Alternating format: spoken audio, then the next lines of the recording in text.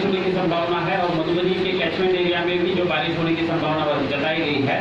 तो सभी लोगों को अनुरोध रहेगा कि जो बांध के किनारे है वो विजिलेंट रहे। हमने सरकारी कार्यालयों को सूचना दी है, फ्लड कंट्रोल डिवीजन 1, 2 को भी दिया है, इरिगेशन डिपार्टमेंट को भी सूचना दी है।